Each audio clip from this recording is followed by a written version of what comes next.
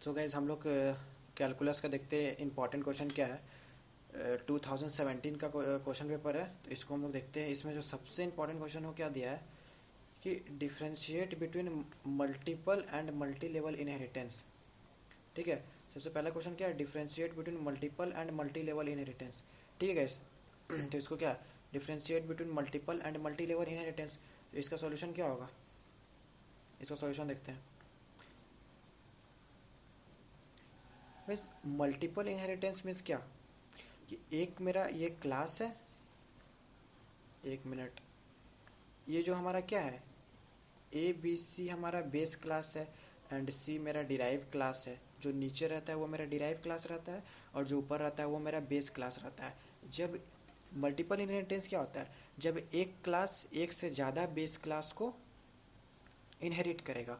तो ये मेरा सी एक क्लास है, ये बी को भी इनहेरिट कर रहा है एंड ए को भी इनहेरिट कर रहा है, तो इसको क्या बोलेंगे, मल्टीपल इनहेरिटेंस। तो मल्टीपल इनहेरिटेंस मीन्स क्या हो गया, multiple inheritance is when a class inherits more than one base class.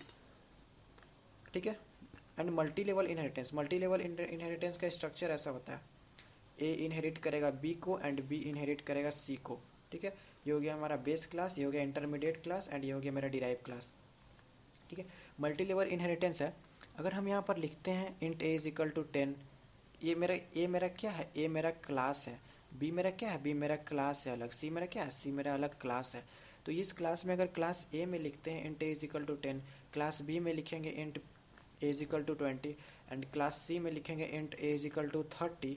And क्या क्या करेंगे, इनहेरिट कर रहा है। इनहेरिटेंस मीन्स क्या, इनहेरिट करेगा मीन्स क्लास सी इनहेरिट करेगा प्रॉपर्टी बी का, एक्सटेंड्स बी।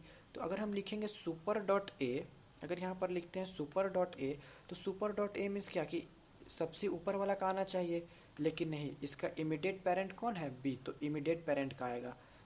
इमीडिएट पेरेंट क्या है, इजिकल टू 20, तो मेरा सुपर डॉट ए लिखेंगे तो क्या हो जाएगा, मेरा 20 हो जाएगा। इसका मतलब देखिए, ये मेरा डिराइव क्लास है सी, तो derive class always refer to the immediate parent in the multi level inheritance.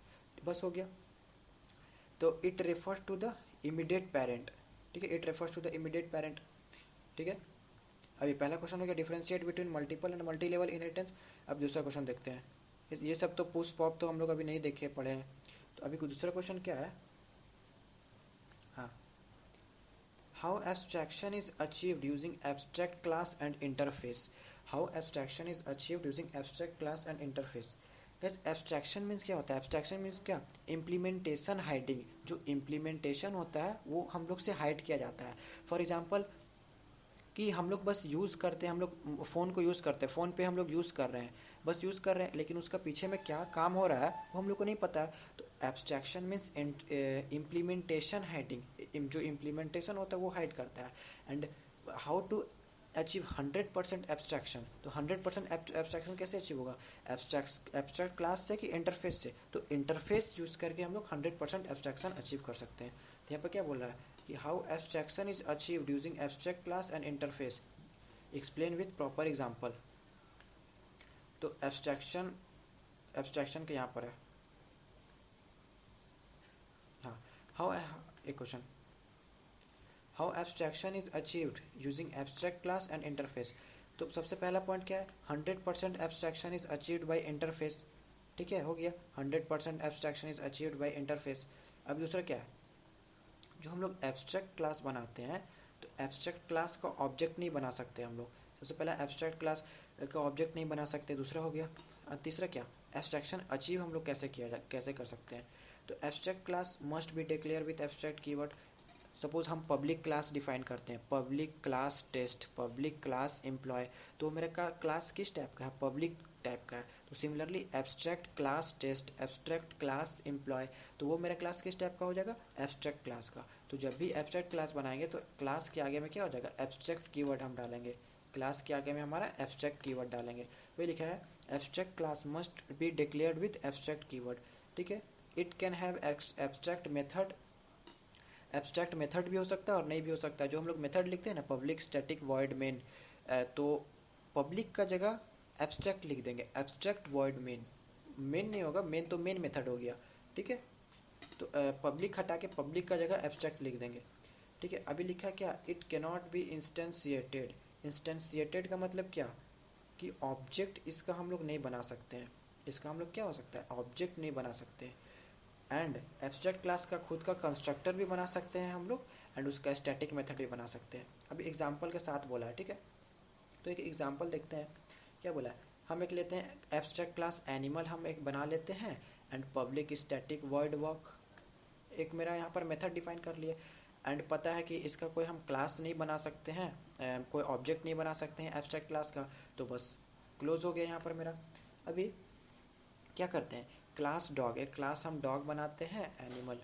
तो ये तो एनिमल हम इसी वजह से ये एनिमल बनाए, ताकि सपोज जैसे कि मेरा डॉग है, कैट है, कोई भी एनिमल है, सारा एनिमल के पास तो कुछ ना कुछ नॉर्मल होगा, कुछ ना कुछ कॉमन चीज़ होगा। सबके पास टेल होता है, सबके पास 4 लेग्स होता है, ठीक है, कोई बोल नहीं सकता, वो सब मेरा कॉमन होगा। तो इसीलिए हम यहाँ पर क्या एब्स्ट्रैक्ट क्लास बना लिए। तो and abstract class dog extend करेगा एनिमल को, जो भी डॉग का कॉमन प्रॉपर्टी होगा एनिमल का, वो इसको एक्सटेंड करेगा। And public static void walk method बना लिए, system dot out dot print created a dog. अभी सिमिलरली क्लास कैट बना लिए, अब ये भी कैट का भी तो कॉमन कुछ होगा, तो वो एनिमल से एक्सटेंड करा लिए हम लोग, इनहेरिट कर लिए उसका प्रॉपर्टी। तो यहाँ पर भी वॉक बना लिए मेथड। गैस यहाँ पर भी देखिए गैस सेम मेथड है, public static void walk and public, यहाँ पर भी स्टैटिक लिख सकते हैं, पब्लिक स्टैटिक, यहाँ पर स्टैटिक हटा देते हैं, ठीक है। सपोज यहाँ पर स्टैटिक हट गया, तो क्या हुआ मेरा पब्लिक वॉइड वॉक, यहाँ पर भी पब्लिक वॉइड वॉक। तो इसको क्या बोलते हैं, method overriding. Means method overriding means क्या, मेथड ओवरराइडिंग भी बहुत इंपॉर्टेंट है। मेथड ओवरराइडिंग मीन्स क्या, हम लोग सेम मेथड को डिफरेंट क्लास में लिख सकते हैं। ये मेरा क्या है, ये मेरा है क्लास डॉग, ठीक है, ये मेरा क्या है, ये मेरा है क्लास डॉग, यहाँ पर अभी हम लिखे पब्लिक वॉइड वॉक। ये मेरा है क्लास कैट, यहाँ पर अभी लिखे हम पब्लिक वॉइड वॉक। इसको क्या बोलते हैं, मेरा मेथड ओवरराइडिंग, ठीक है। अभी यहाँ पर लिखते हैं system dot out dot print created dog. अभी एब्स्ट्रैक्शन पढ़ रहे हैं हम लोग, तो पब्लिक क्लास मेन क्लास बना ली, पब्लिक स्टैटिक वॉइड मेन। अभी जो क्लास डॉग बना, ये क्लास डॉग बना, इसका हम लोग क्या करते हैं, ऑब्जेक्ट बनाते हैं, dog D is equal to new dog. अभी अगर हम लिखेंगे डी डॉट वॉक, तो मीन्स कौन सा वॉक, वॉक तो मेरा 2 मेथड बनाए हैं, तो क्रिएटेड अ डॉग, डॉग वाला मेरा मेथड में आ जाएगा, क्योंकि डॉग क्लास बनाया है, डॉग क्लास में भी वॉक है एंड कैट में भी वॉक मेथड है, ठीक है। तो अब देखते हैं दूसरा क्वेश्चन क्या है। हाँ गैस, ये वाला तो भाई बहुत इंपॉर्टेंट गैस, ये बहुत इंपॉर्टेंट है। Right a Java programme that prints all the output of the possible string. ये असाइनमेंट प्रॉब्लम में भी है, तो असाइनमेंट का सॉल्यूशन एक बार देख लीजिएगा। बस हम इसको बता दे रहे हैं कि ये बहुत इंपॉर्टेंट है, ठीक है। Right a Java programme that outputs all possible string found by using the character this one, ठीक। एंड ये वाला create a class set distance point two point, ये वाला नहीं, ये वाला मत करिए। अभी हम लोग क्या करेंगे, ये वाला करेंगे।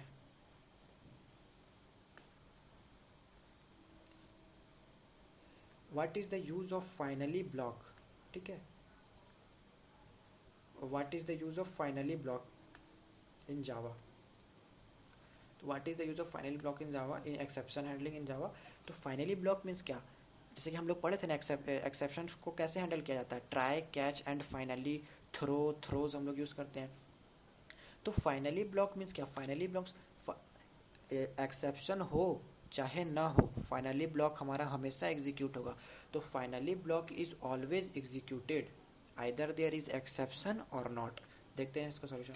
What is the use of finally block,